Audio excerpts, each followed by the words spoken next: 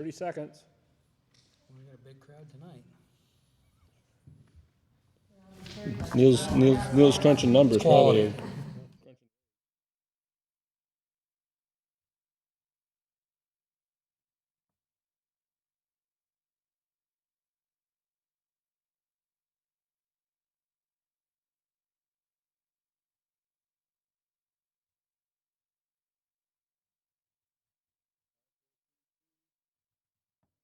Meeting to order. All rise.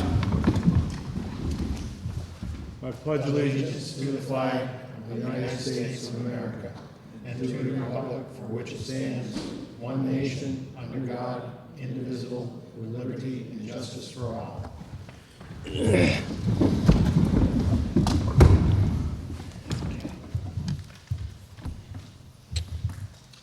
We normally would go to public comment, but we just have our reporter Andy with us.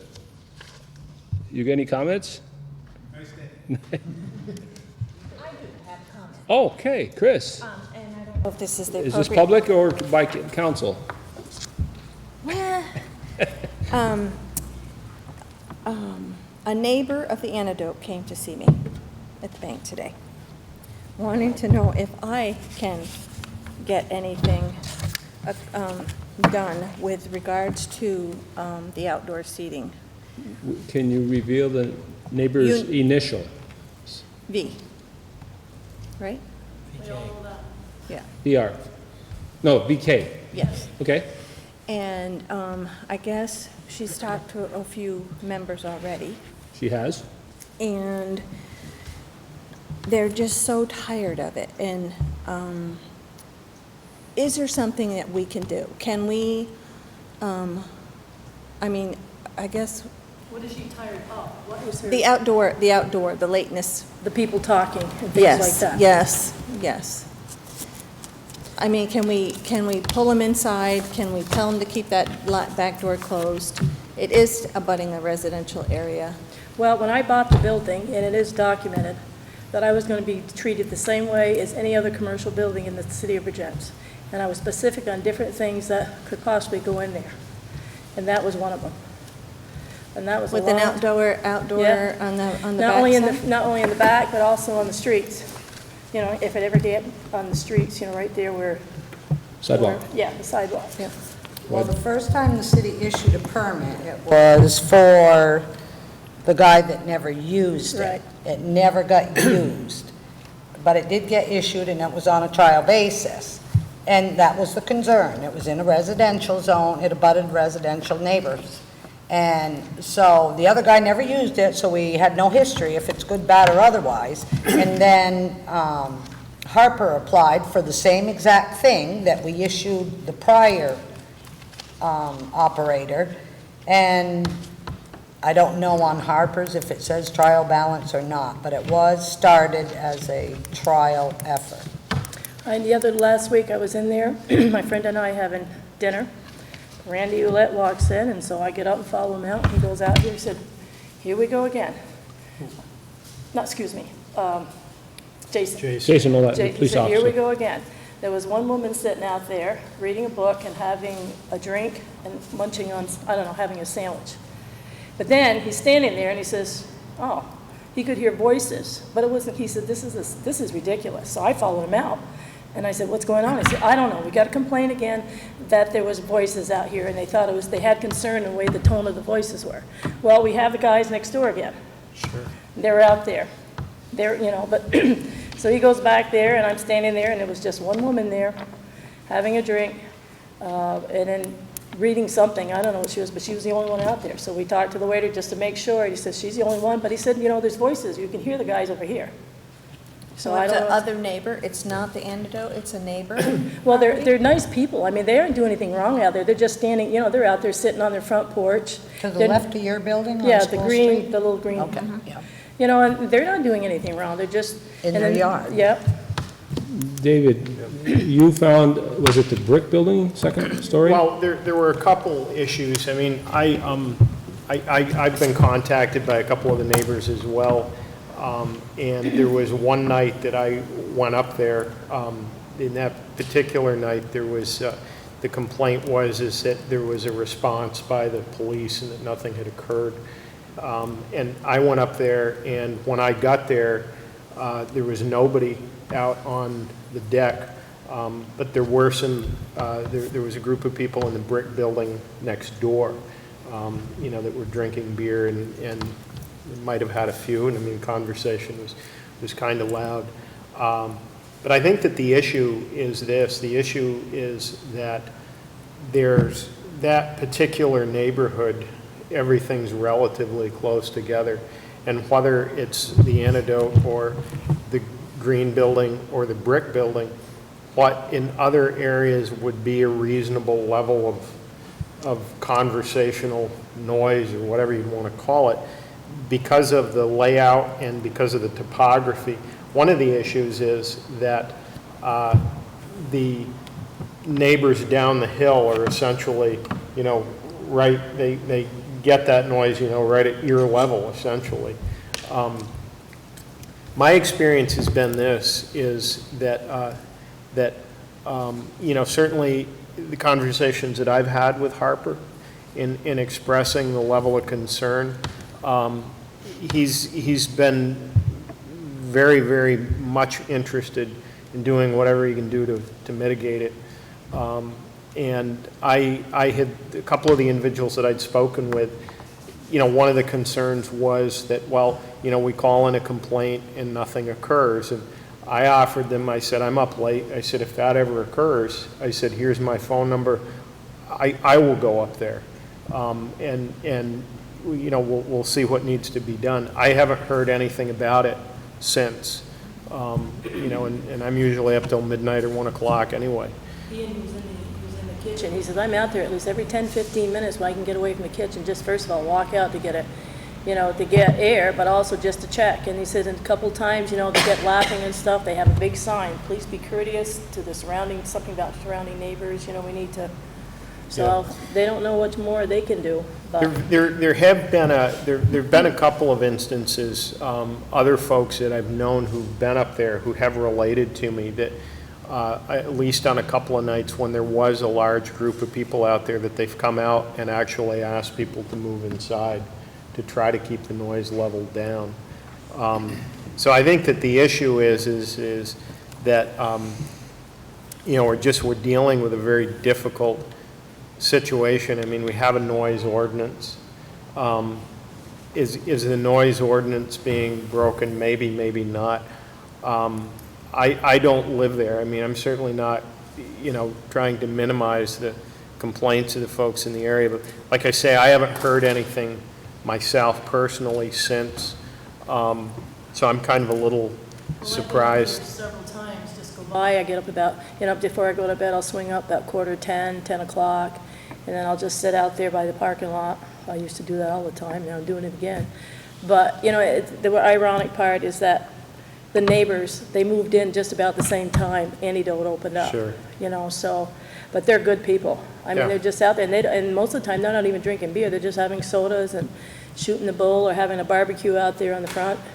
You know, it's a good thing they didn't go in their back lawn and have it, but they have it on the front there. I think one of the, you know, the initial reasoning for that back deck area was that a previous owner of the business there wanted to keep people off the street smoking cigarettes. Wasn't that it, Ziggy? And again, I mean, whether it was a good idea or not, I mean, it's water under the bridge at this point. I mean, we've got you know, we've got a business owner there who's running a business that by, you know, certainly the way that I look at it, and by all accounts that I've heard, is a tremendous asset to the city. And we've also got some concerns from the neighbors. And I think the first piece of it is to positively identify where the noise is coming from. Randy? There might be, there could probably be ways to help diffuse the noise if you brought, I talked about this before, if they brought some sort of barrier, either tarps. They tried it. They tried the tarps to see how it would go. How high did they go? And, the trees go pretty high up. I mean, we got the fence, and then you've got some trees that goes back there probably another 5 or 6 feet over the fence, all in there.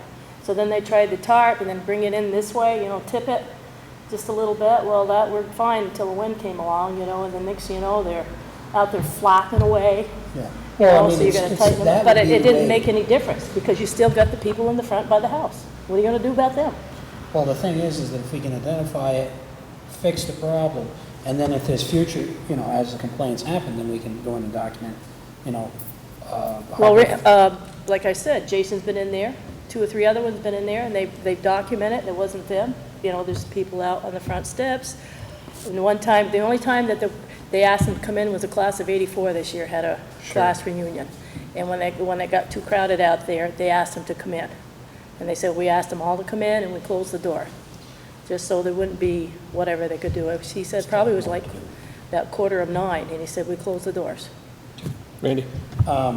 Well, what Helper could help himself if he could consult a sound engineer, a person that deals with noise and how to deaden noise, and have them come in. You know, it might cost them a couple $100, but have them come in and take a look at the situation and figure out how to dampen. They did bring a guy in to look at it. In fact, they've had 2 people in there tell me, and one of them was a contractor who builds these buffers, and another gentleman, I don't know where he's from, but he was the one suggested the tarp, but this other gentleman, he knows how to build buffers and things like that. And the only thing he said of it, but he said it's not quite big enough. My property line isn't big enough. It's some kind of something to do, not with cement, but some kind of foam or something that you can put up there, and then you spray it, you know, but I have a big fuel tank back there, so there's no room to put anything. And then if you put it in front of it, then you've got to bring everything in about 3.5 feet. So then you really don't have much room back there, all the way down through there. That's what I was told, so. Well, you know. I don't know, it's The ordinance is 10 o'clock, is that the deal? That's what our ordinance 11. states about. Oh, I don't know the ordinance, but they have. some on it. Noise ordinance, what is it? I don't think we have a noise ordinance. Sure, we do. Yeah, we do. In our- 10 o'clock, anything after 10 o'clock is considered a Right. nuisance. But they said sustained, anything sustained for more than 10 minutes is a nuisance. I will give her a call. Thank you for the discussion. Well, one we're not done yet. No, we're not done. You know, I went down and talked to Harper about this way back when the complaints come in. It was my recommendation that he put the signs on the wall about to be courteous to the neighbors and try to put something, as a reminder to folks. The problem with signs is they end up becoming wallpaper after a while. When, the signs are meaningless, and so it's a matter of reminding folks. There has been incidences of so-called missing identity here, Christine, and so one of the things relative to the police department, police officers have been instructed that when a call comes in, a noise complaint comes in relative to bar antidote, the police are to investigate the situation and report back to the complainant. Not to just leave them in the dark as to what's going on, so that when they report back and find out that it really wasn't bar antidote, it was the place next door.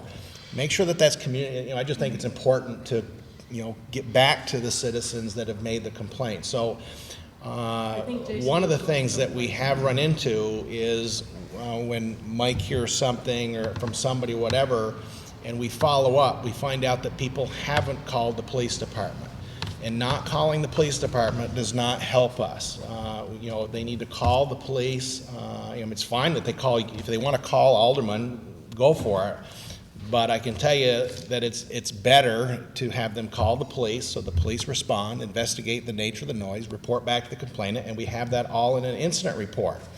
And then come at some point, you will have that information for their renewal.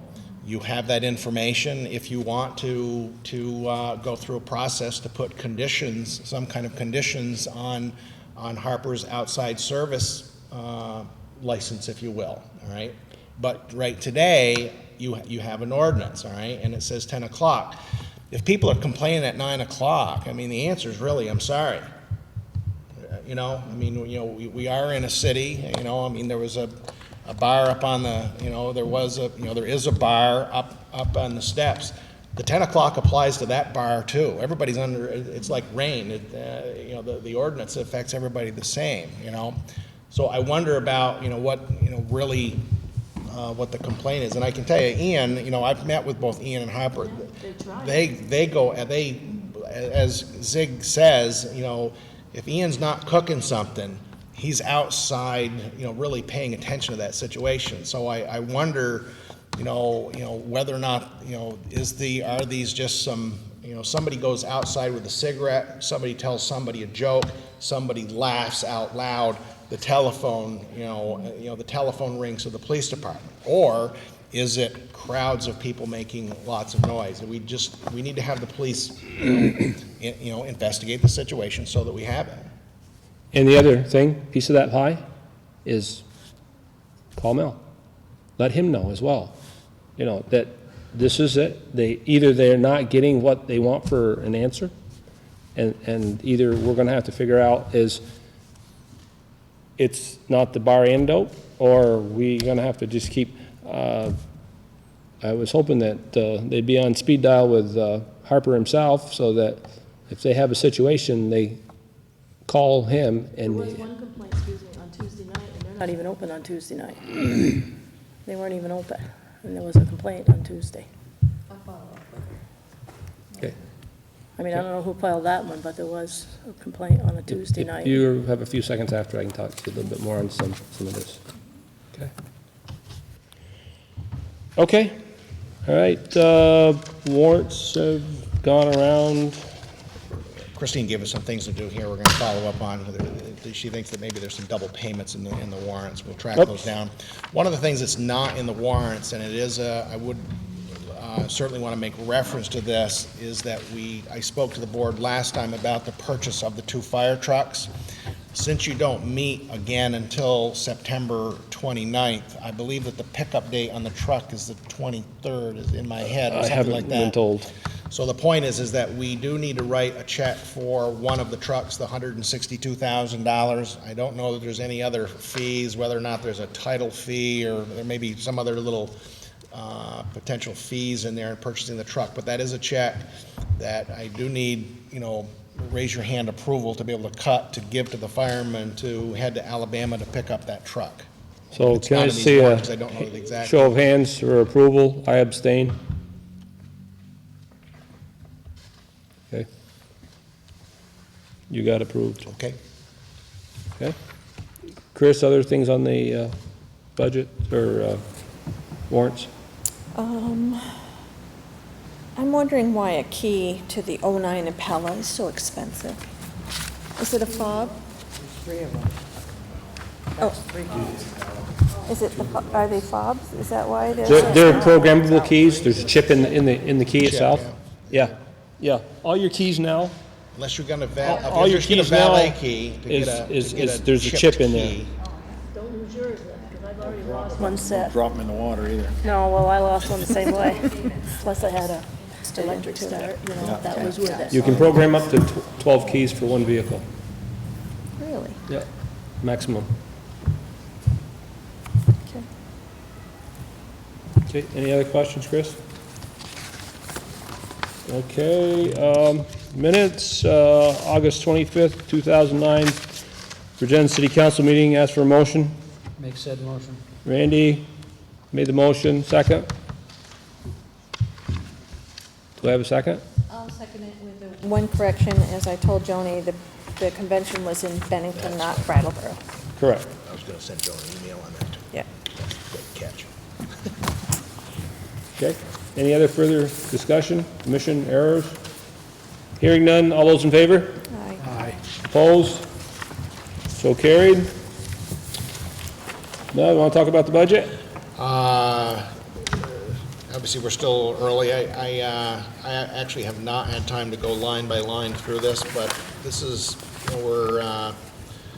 September will mark, a quarter of the way through. So once these bills have been incorporated, but I know that having a meeting this early in the month, we really do not have all of September's bills by any stretch in here. So really, the next time that a budget report gets done, including the end of the month, September, we'll have a little better idea as to how we stand.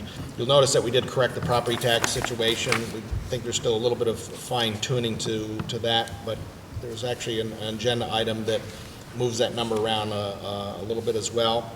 One of the things that I am a little concerned with is we aren't collecting any money from the state of Vermont, Joan. I see that, mileage aid, which used to be paid like 2 days into the. It came in August 31st. I Okay. gotta do a journal entry, Okay, 16,000 that's what I wanted and to hear. something. Okay, all right. Sorry. I Oh, took 3 too days many- off last week. I was sweating that Well, one. there's too many zeros next to state of Vermont money, so Ka-ching, not a good ka-ching. sign. Does that come in just once a year, or? Actually, there is a quarter of Four mileage aid, but pilot's what you're talking about, Joan? No, mileage aid. So you got another check, because one of them is here, so that must have got logged in there on this one. Yeah, that was Okay, 2 cash. Okay. Okay, any other questions? If not, we'll move on to committee reports. We still haven't heard anything, that's part of B, so we won't go there. Ziggy, anything?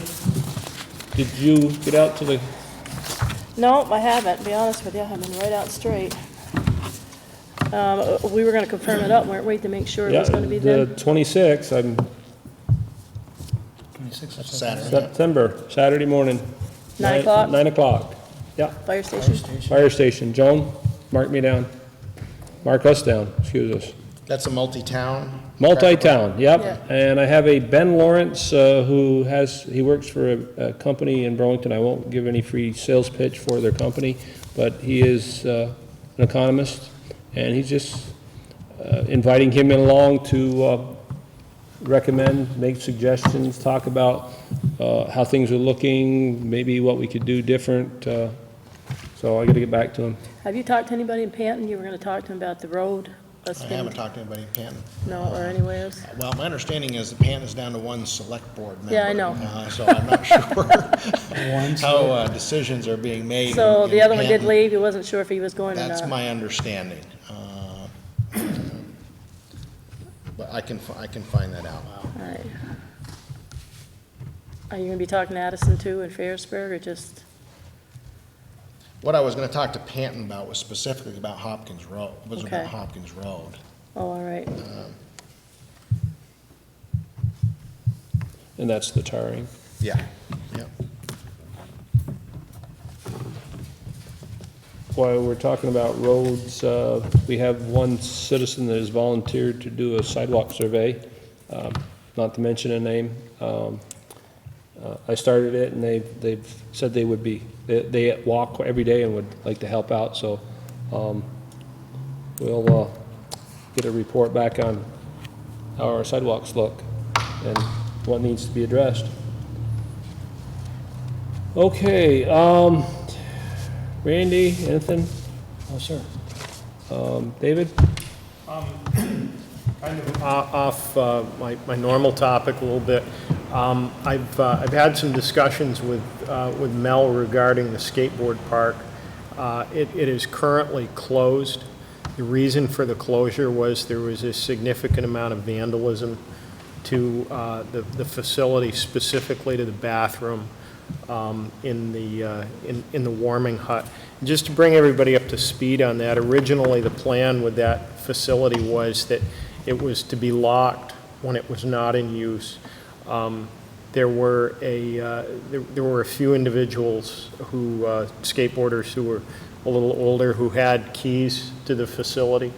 And that was the original plan. And there weren't a whole lot of issues when it was functioning in that manner. At some point, that kind of went by the wayside, and the facility just was unlocked pretty much all the time. And then the warming hut, there was some concern in terms of access to restroom facilities. And so the warming hut was opened. And what occurred was again, it was a pretty significant level of vandalism. So Mel made the decision to close the skateboard park based on that. Where it currently stands is this. I have met with Jay Stetzel, who is the guidance counselor in the middle school, who was actively involved in the process to get that facility up and running. Also met with a group of students who use the facility, communicated to them our concerns with regard to what has happened over there. And from what I gather, the issue is, the issue with the vandalism isn't necessarily a result of the kids who are over there skateboarding. I've learned some interesting stuff in the past few weeks or so. Some of the issues that have occurred over there, there's alcohol consumption, there's cigarettes, there's been at times drug use, but to a person, the kids who are using it as a skateboard park are all saying the same thing. They're saying it's not us. There's these older kids that are coming in here and they're using it as a place to hang out. When I met with the kids at the middle school, it was Friday of last week, I communicated very clearly to them that the facility is locked and we do not want anyone using it until the decision is made to open it. I gave a couple of them my cell phone number and asked them to contact me if they heard anything more about specifically where the damage came from. There were some names thrown around, but at this point, nobody's come forward and said definitively, I saw this person do this. Until they do, or if they do, there's not really a lot that we can do in terms of holding that individual responsible. Interestingly enough, over the weekend, I was contacted on Saturday afternoon. I was told there's a group of older kids in there. They're not skateboarding. I went down there to see what was going on, and there were probably 5 or 6 kids in there hanging out, drinking soda, smoking cigarettes. And I communicated to them very clearly to get out, don't come back. I don't know how often that sort of thing occurs, but at this point it doesn't look like the individuals that are causing the problem are the ones that are using it as a skateboard park. What I'm doing currently is working with Jay Stetzel and some of the other folks in the community to put together a plan for a level of supervision. It's pretty clear to me, and I've kind of taken this on as a project. Mel has plenty on his plate already. But it's pretty clear to me that when that facility is in use, there needs to be a level of supervision. It doesn't work in its current format. And there's some other recommendations that I'll discuss with Mel. I think one of the issues is that that facility, the warming hut being unlocked, invites trouble. Kids go in there, they're out of view, and that's where some of the alcohol consumption, cigarettes, and the marijuana use has occurred. And additionally, some of the other facilities around have a sign-in sheet so that when somebody uses the facility, they put their name on a sheet, and you know how that works in terms of accountability, who knows? But I guess just the idea of, hey, my name's on that sheet, I'm here, tends to create a little better behavior. So we're working on trying to get it reopened, but I've got to come up with a plan and come up with a way to properly supervise that facility. One of the issues is a liability issue. We don't allow the swimming pool to be used without a level of supervision, and there's some potential exposure to the city for having that facility used without adequate supervision. But I'm working, trying to put something together, and I'll work with Mel on that. But we won't reopen it until we've got a plan in place. Exactly. I'd almost like Jason Ouellette involved in some manner. He has a way with the kids. They really respect him, and if we're going to pursue something, it might not be a bad idea to have a police officer involved. It's a good idea. Sometimes if you get the kids involved too for monitoring, you'd be surprised what you can. Yeah, that's one of the things Yeah. that's one of the things that I'm trying to do. I mean, one of the issues in the past was that that some of the individuals who had keys to the facility, when they would go to Jay or the police with some concerns, apparently there was some level of retribution against those individuals. And one of the things that I've stressed with all the kids using the facility is we can't fix problems that we're not aware of. You know, a lot of these things that I've heard, it's the first time I've heard of them, first time Mel's heard of them, and we can't fix things that we don't know about. So, but the point that you make is a good point. I'm trying to use this as an opportunity, you know, for folks to learn something about it, and hopefully there are some young people who can evolve into a leadership position. I think going forward, at least through this season, I mean, what we're looking at is a relatively limited level of operation in terms of it really hinges on the ability of a responsible party to be there, unlock it, stay there while it's being used, lock it up when they're done. Obviously, the skate park is a facility that I inherited. I don't know what the real deal was. I've read through the file. There's reference in the file that there was some conditions or terms that the Vergennes Graded School District Board put forth for that facility to be added. And one of it dealt with, you know, security and oversight. And, you know, I mean, I met with Jay on a couple of occasions, but you know, there was really, you know, too many keys let out, more keys copied. Next thing you know, the locks disappeared. And Joan probably knows this, that, you know, there was a period of time when, you know, we were eliminating all of Abishan's lock stock down there because we just couldn't keep them. Coupled with the fact that, you know, the crew has had to go down there and clean ups, and I've seen it for myself. Serious messes in the bathroom and warming hut, you know, damage to public property, which I won't give you all the details, but you can imagine, all right? And Carol did go, you know, went down and cleaned it up one more time, and we secured it. There was also, from an access standpoint, you know, you can lock it up, but also what the kids were doing was on the bottom of woven fence is typically a steel wire that gets clipped to the bottom of the fence, and if you don't have that wire clip, then you can just pick up the woven fence and climb in. All right, all of those clips had been taken off. So I mean, that's the level of disrespect that we're dealing with. I had the crew clean it up, lock it up, reclip all of it, put up signs that said, you know, no trespassing and closed, and of course those signs disappeared. All right, so I mean, we're dealing with a degree of lack of respect, and it's unfortunate, you know, because, you know, it's like Joan brings her grandchildren down there. You know, I mean, it's a thing that kids like to do. All right, but I can't, you know, I can't have a facility that invites the public that's unsafe. I mean, the liability exposure on these kinds of facilities is huge. It's just as David said, it'd be like not having lifeguards or any employees at the swimming pool. I mean, you wouldn't do that. The liability is very similar to a skateboard park. You know, you've got equipment there and you've got rules, and so you're inviting the public, and there's no enforcement of the rules. You know, some kid gets hurt. I mean, you know, just give them the checkbook.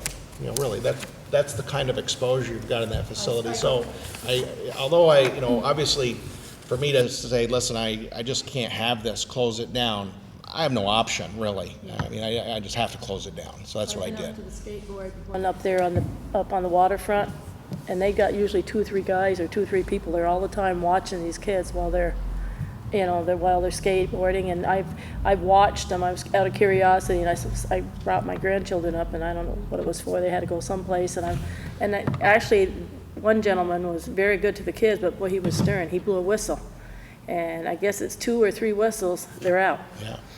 You know, and Sounds that's well the run. way he was doing it. Yeah. It was I was just keeping in mind what was going on, you know, and I thought, I just watched him, and it was pretty good. The kids knew. I live not that far from it, and I don't hear the noise. So they're very candid on how they do Is there it. any lights that's well lit? Is it well lit at night? It's not well. I mean, there's a certain amount of light over there, but the issue is it's like on Saturday. You know, when I got down there, it wasn't. You know, I had to look. I had to walk around, you know, to see where, you know, they were kind of sitting up against one of the ramps. And it wasn't that they were doing anything particularly terrible. I mean, you know, they're smoking cigarettes and they're drinking, you know, iced tea or whatever. But the reality of it is that's not what that facility is for. You know, it's for, you know, people to go there and skateboard, physical activity, you know. And the issue, I think, more than anything else is that at certain times of the day or night or whatever, it's just a place for people to congregate out of the public view, and they sit there and they get bored, and all of a sudden it seems like a good idea to destroy the bathroom, you know. And again, I can't stress enough how, at least from what I see with the group of young people that use it as a skateboard park, they're pissed off. And they're not pissed off at us. They're pissed off at the people who did this. I had one of them tell me today, you know, he was an older skater, and he said to me, he said, you know, he said, I'm down here all the time, and he said, and I'm always on these people. He said, we didn't have this when I was a kid, and now we've got one. And because of the behavior of people that don't even care about it as a skateboard park, now we've lost it, you know. So I think that you know, I tried to communicate, you know, to the group of kids. I didn't want us to be looked at as the bad guys and all this, you know. I said, we don't have a choice, you know. We're going to work with you to find a way to get this reopened, but we can't reopen it and have these types of things occurring, so. Okay. Anything else, David? That's it. Chris? Nothing. Okay. All right, then we'll go into old business. Mel, number A. Just quickly on A, we did put our motion in. One of the things that both sides really have agreed on is that, probably for different reasons, is we've asked the environmental court that they not send this back. It's called to be, you know, they remand back to the DRB. You know, that's what the Mahawi requested, that they make a decision and not be remanded, and we agree the same. That just let the environmental board make that decision. So I'm hoping, I do not know of when a conference call is scheduled. Hopefully sooner rather than later, so we can get a decision on that. Item 5B, as I mentioned in my notes, the Prudential Committee, their September meeting is on September 21st. So that'll be discussed at that meeting, and we'll give you the results of that at the next board meeting. Sige. Sure. Maybe I'm not sure if I understand this completely. So if they decide to sign it over to us, do we have to offer it to us? Do we have to take it? No. Okay, good enough. Thank you. All right, enough discussion on that. Mel, you want to talk about the next one? It's Christine's, actually. Okay. The first top paragraph is the way it is presently, the stipends. And below that next paragraph is the breakdown where you see all my little stars, what each of those stars mean. For example, in Addison, the DRB is paid $10 a meeting or $5 per work meeting. The next section is my recommendations. I know we didn't all take this job for the money. I do know that.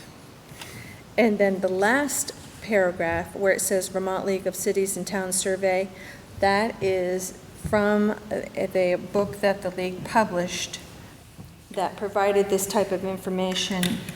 And for the example on the top, Barry, I picked a city just because Vergennes is a city. And down below, I picked Newport as a city. But then I decided to go, I better go where our closest populations are, for Enosburg, Montpelier, Thetford, and Ludlow.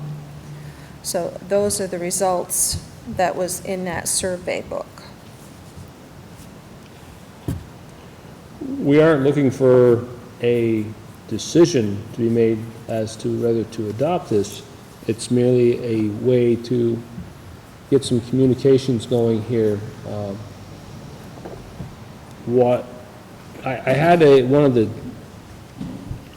planning commission approach me, and they were concerned about the efforts that they put in other meetings, and then they were penalized for missing one of the regular meetings and going to different trainings and whatnot, and not get compensated for it. And I really would like to see us look at what Chris has recommended and discuss it.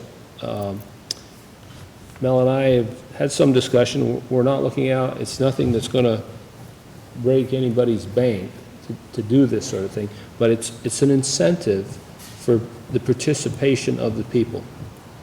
That's the whole effort here.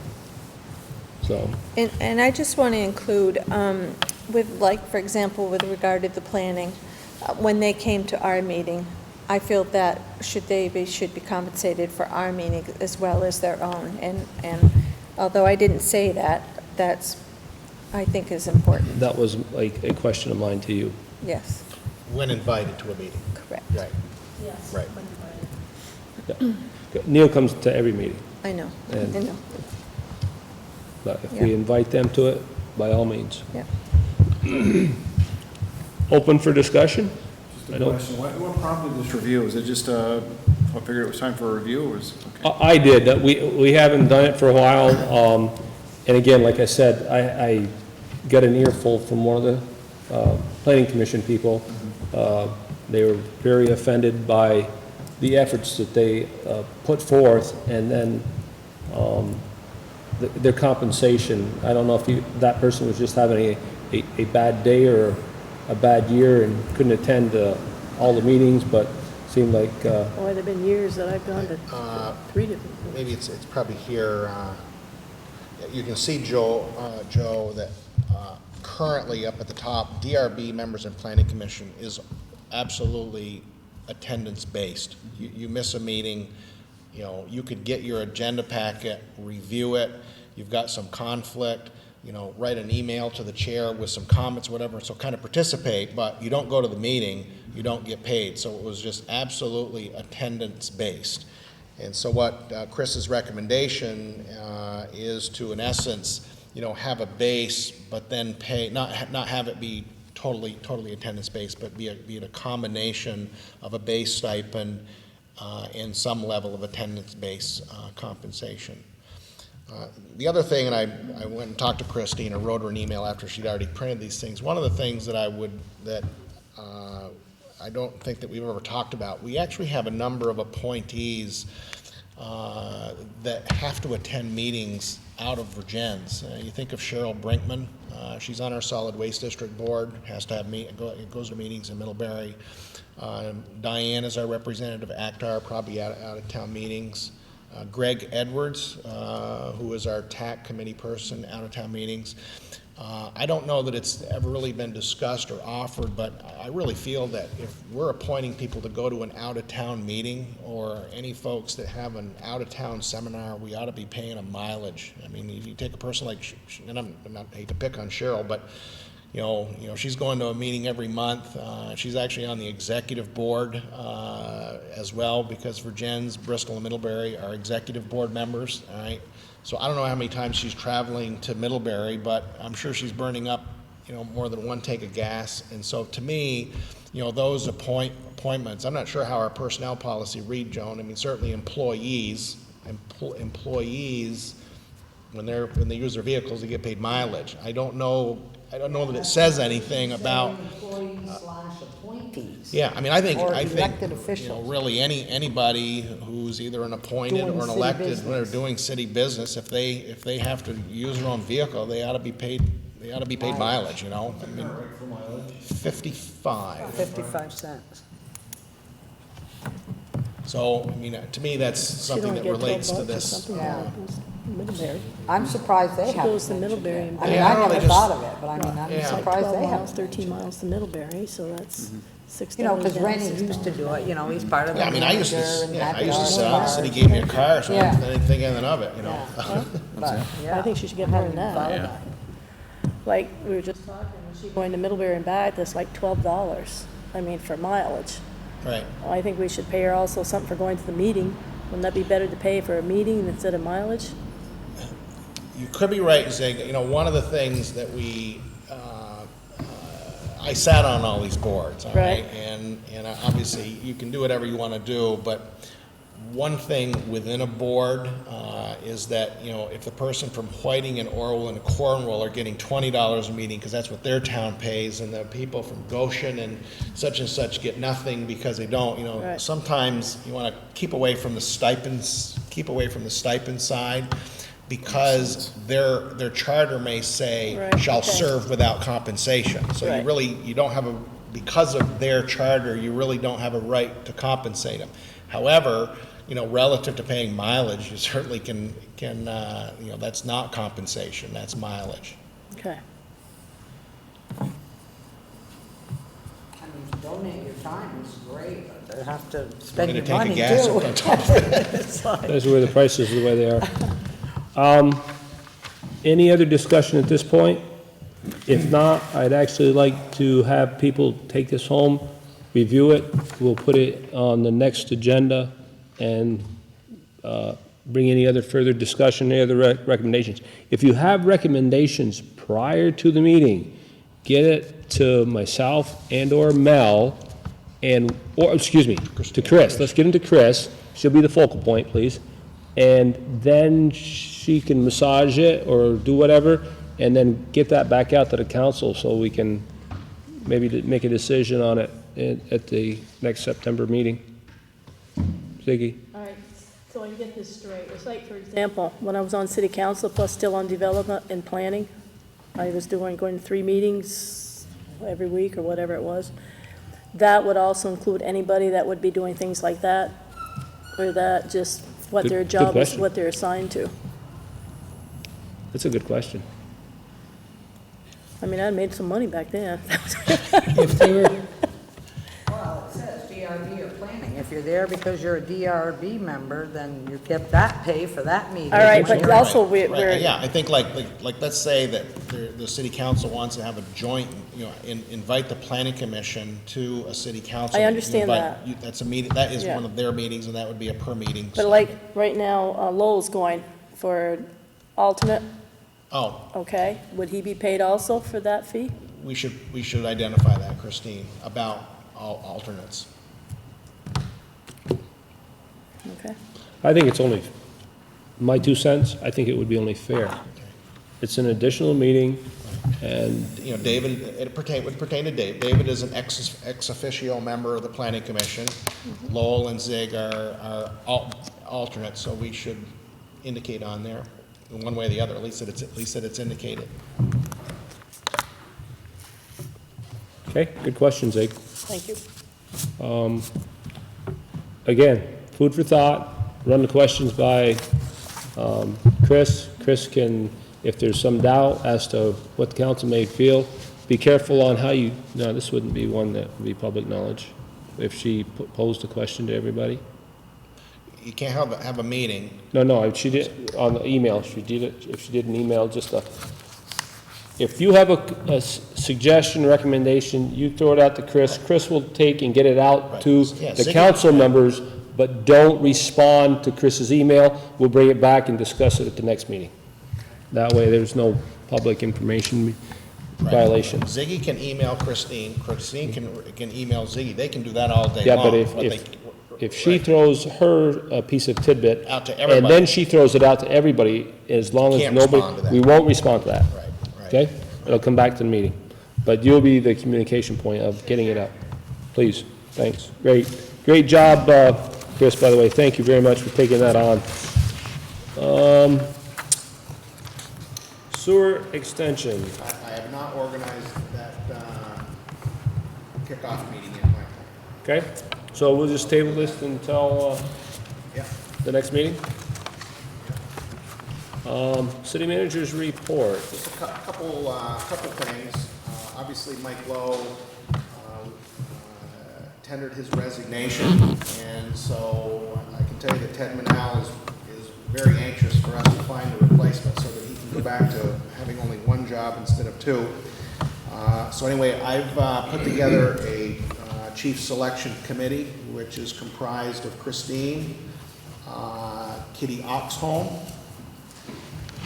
Tom Parent, and Ted Manal. So that the advertisement is just about prepared and will go out by the end of the week, hopefully to appear this weekend.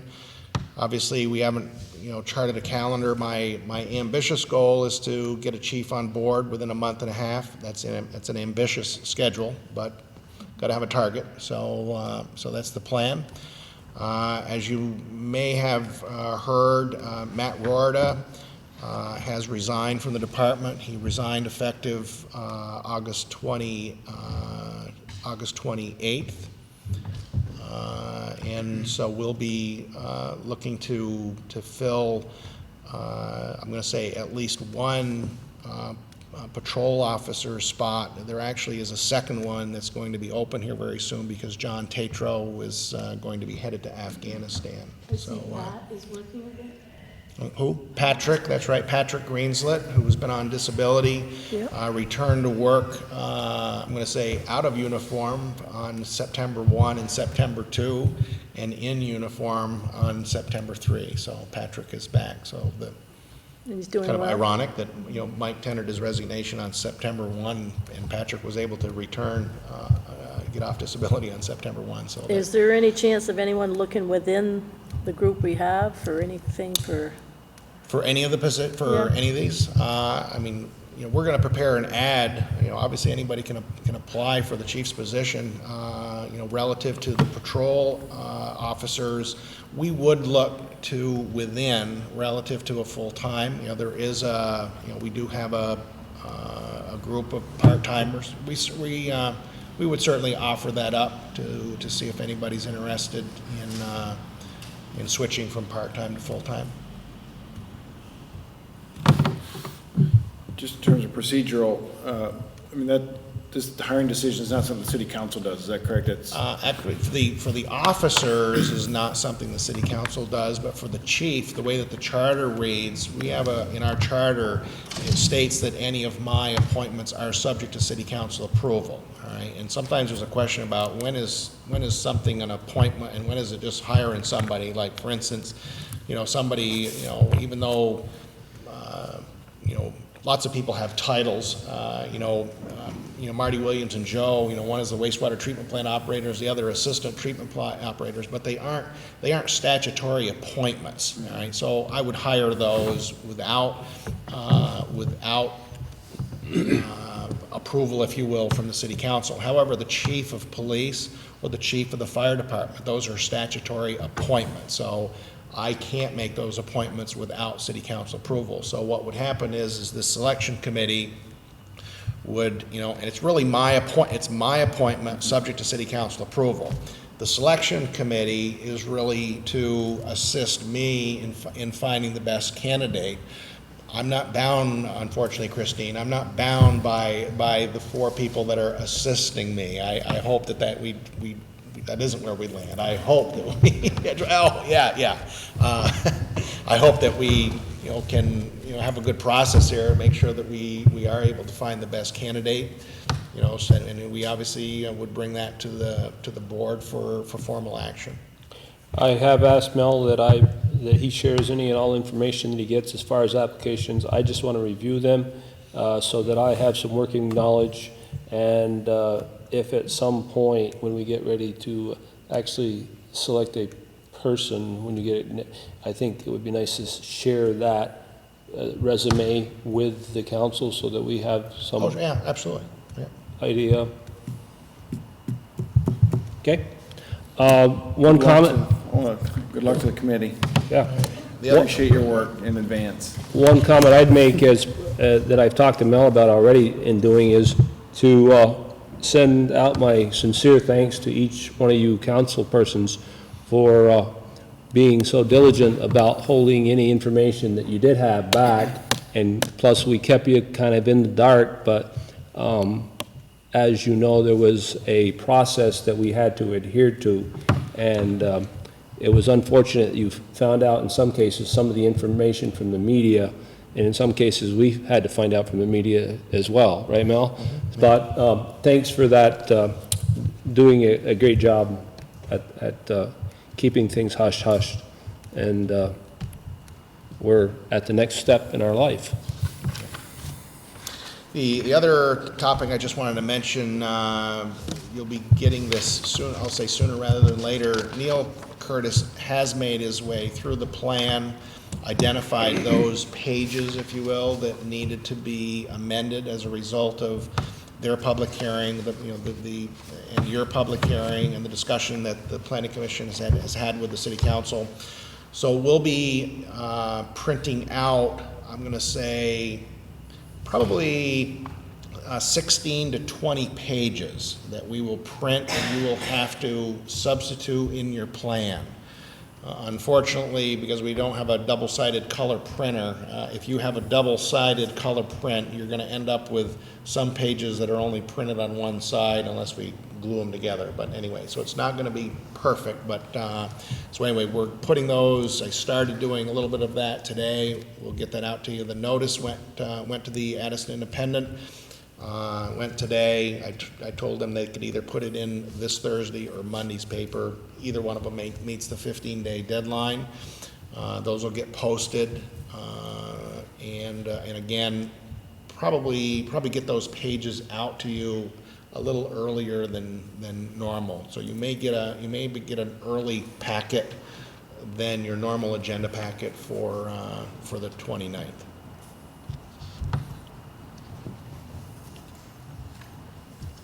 Anything else, Bill? That's it. I'd like to also say thanks to Mel for working very diligently during this past process. It's been very stressful at times. We've shared some stories back and forth, and we're glad that it is at an end for everybody. Okay, go on to new business. The bond application notice, fire truck. Just want to let you know I've done some work here. I don't necessarily need action from the board at this point. I did get a quote in from the National Bank of Middlebury at 1.95%, and so the Merchants Bank was the low quote at 1.91, National Bank at 1.95, 2.1 and 2.1 for the Citizens and 2.25 for the Chittenden. One of the things we just to let you know, we do have a potential bit of a problem here. Could be a small problem, hopefully. One of the problems is that last year, I think I mentioned this to you quite a while ago, is that for years we hired the firm of Fothergill, Sakali, and Valley to conduct an audit. And I don't know how many years they worked for the city, but I'm going to say 7 or 8. Joan would certainly know better than me, to conduct an audit. And the problem is that when Jenny got done in May of 2008, Jenny Bertram, because there was a vacuum there, and when Fothergill and Sagali got here to conduct their audit, there was so many journal entries. Joan can tell you it was, when Jenny left, it was just that she was the only one that had knowledge of doing payables, and so it left a real vacuum when she left, to the extent that when Fothergill Sagali got here, they really had to do a lot of work, and I mean internal type work, journal entries to get. Yeah. So what ended up happening is that they were not able to, or would have been right. They can't audit their own work, and so what the city ended up with is what's called a compilation report, and not an audit. The problem is that relative to getting a bond anticipation note, it requires financial statements, and that's what they say, financial statements, and typically financial statements are audited financial statements. So the problem is that I'm going to work with Shelley, Christine, because obviously the Merchants Bank is the low quote at 1.91. However, they have rules, all right, to follow, and that it may be that Shelley Quinn, her hands may be tied relative to whether or not they can loan this money in light of the fact that we don't have an audit of our current, because our fiscal year ended on June 30. There's always a 60-day lag before the auditors come here. The auditors should be coming here pretty soon, but I'm not going to have the results of the audit in time to do this bond anticipation note.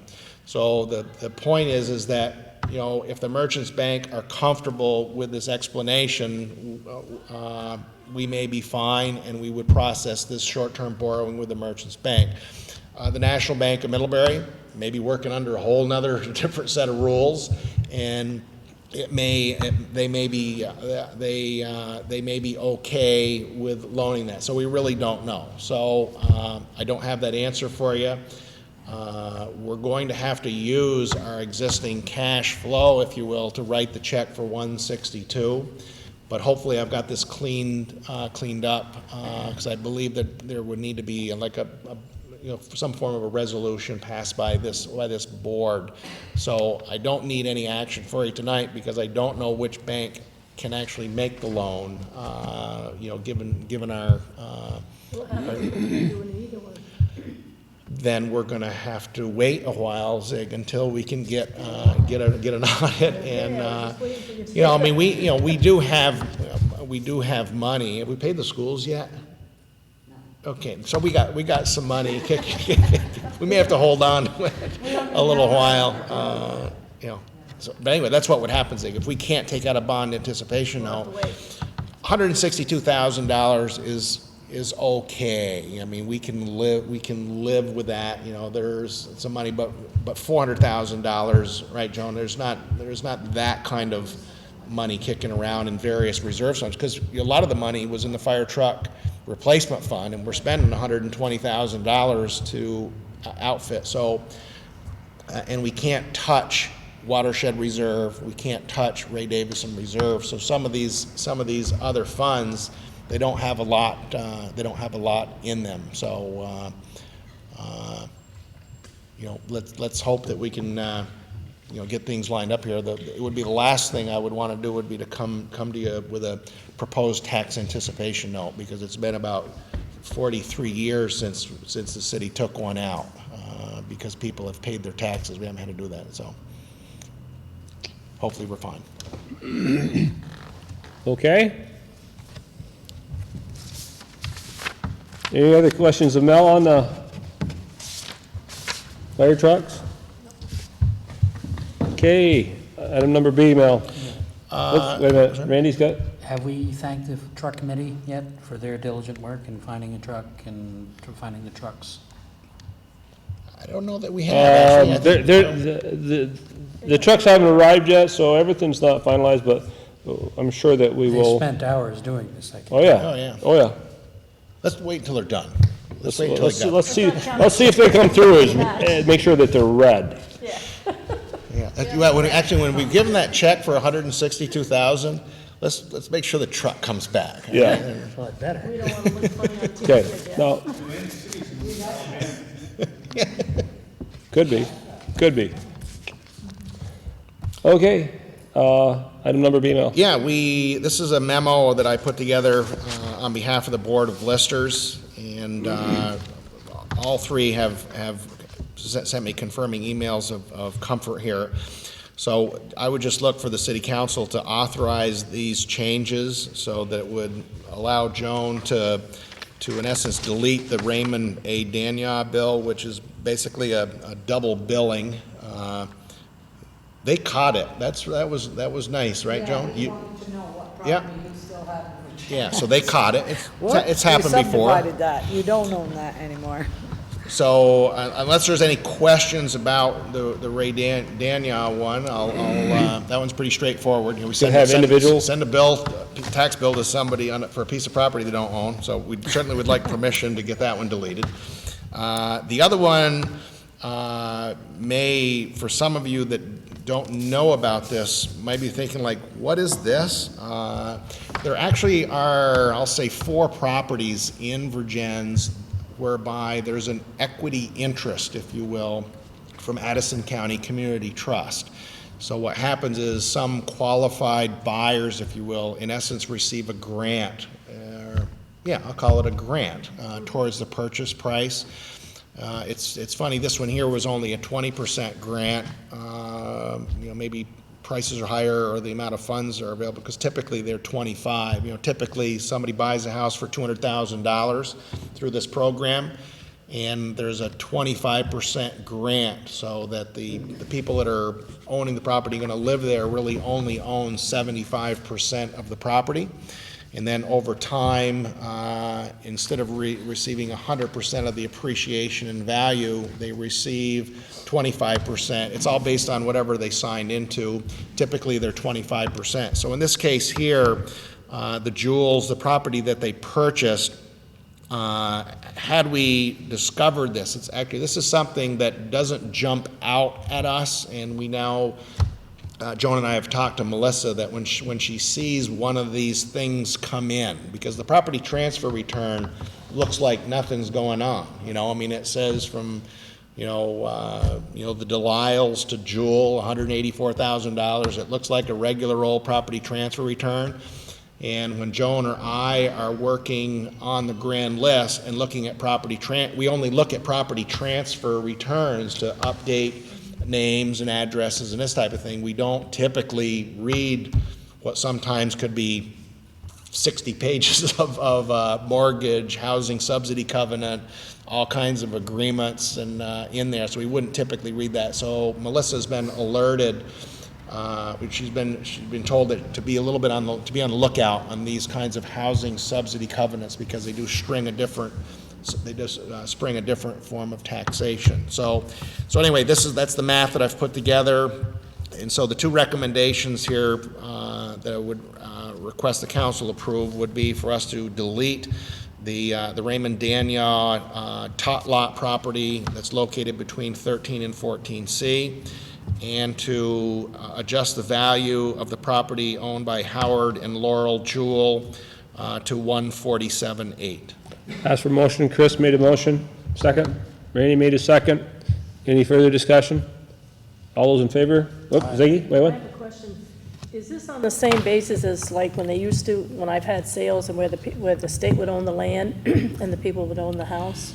That's Is this- different. That one, there is one property that is like that. These others are not like that. These are actually an equity share in the property, and when you look at the information, it actually clarifies the purchase price and clarifies the percent. So it's not like there is. Well, Paul's is one. Donna Blaze's is even funnier than that. But the most recent ones, this one, the Duran property, look more like the Paul Leach. Paul Leach is actually an equity share as opposed to a land ownership. So Paul's and this one are similar. Right, then that must have changed, because at the time it was, They were doing land they were lease, the land land and he leases. was the house. Yeah, they're done this way. Okay. An equity share. Any other questions, discussion? Motion by Chris, second by Randy. All those in favor? Aye. Opposed? So carried. Some information to pass out. We'll be having our first haunted forest meeting this Thursday evening at the Vergennes Fire Station, starting at 7 p.m. I want to thank all those that were able to make it to Vergennes Day. And the crowd really did hang in, no matter what the weather was doing to us. Well, thank Joe and Chris for their input that I asked for on Mel's review. I'll get going on that. Siggy, we've already talked about Cracker Barrel, talked about the sidewalk survey. Mel needs some direction based on our little get-together tonight about whether we still want to go forward writing the grant. I know that there's some variables in there, but he needs some guidance. So I'd ask for a motion or just Some guidance. Some guidance. I think that it makes sense to go forward. I mean, it's an opportunity. The management issue in terms of revenue structure can be worked out later. I think that if we're successful in our grant application, I think we can make it work. I wouldn't have had any interest in it if I thought otherwise. Any comments? Show of hands of those people in favor of going forward? I wasn't there, but That's, you can, yeah. You got us all unanimous. Okay. Okay, as Mel mentioned earlier, our next meeting is September 29th. Scheduled for the 22nd, so that day is the 29th. Yeah, the schedule did say the 22nd, but it will be the 29th. Rails the 26th. Yeah, and that will be a public hearing that night? Yep. Yes, yep. It'll be a public hearing at 7 o'clock, and when we'd have a Followed by a regular meeting right after. We'll try, right, try. We'll try to keep the agenda short. Something just came to mind, just a comment. Going through past the high school when it lets out, there's been a couple times I've been through, there's a significant tie-up of traffic there. People trying to get in and pick up kids. So, I don't know how we can resolve that. We've had some concern about how some of the people Can't believe it. drive in that area at times. Don't know if we have an officer that's available to go down and That was my suggestion. evaluate. I saw where parents backed up all the way onto Moncton Road, and people trying to turn off of Moncton Road to the high school, and so it was just gridlock. That might be a problem that we may need to push over on the principal and have them help resolve it. It may be a traffic flow issue, and they just may need to come up with some ways to manage it. No, very So when good, school Randy. gets out, how many tickets do we sell? Oh, Jody, They're too efficient there, they move right through. I never forget. Jody, I owe you some money. I don't have, I forgot, I got out of work and didn't get home and had a bunch of things I had to do tonight. Tommy Jackman won the bottle of wine and the bear. I think it was a costly to somebody, but I think the total with what you have is like $294. Yeah, it was. she doesn't know what it costs. At least you don't want to know what it cost. And Randy didn't charge, so. Thank God they're in there. Wine was free. So what Yeah. was the cost? The bear? No, the bear, yeah, the bear was, bear and the tickets. So we, the bear was over 200 and the tickets was 100 and something, so we got about $400 invested. And if we took my 80 hours of labor that went into the boat, Yeah. Hey, it was, Company name on the bottom. yeah. Because that could be a collector's piece. I gotta go see Tom to see about signing it for him. Sure, cool. They want to know if it would float. And the chocolate bar kind of melted, so I disposed of that and got one of those Lake Champlain chocolates. So there's an additional couple bucks, so hey, love We it. should have just ate it. That's all right. A learning experience. That's all right. We had a good time. We really did. Good time at the dance? My suggestion on that is that the next time that we do it, we'd sell the tickets at every public event up until the actual day that it was drawn. That might be a possibility, but I don't think that my wife is willing to forego the expense of paying for the tickets in the next bear. So we'd have to figure out where that money would come from, so. Okay, ask for an adjournment. I make a motion to adjourn. Ziggy, second. Chris, all those in favor? Aye.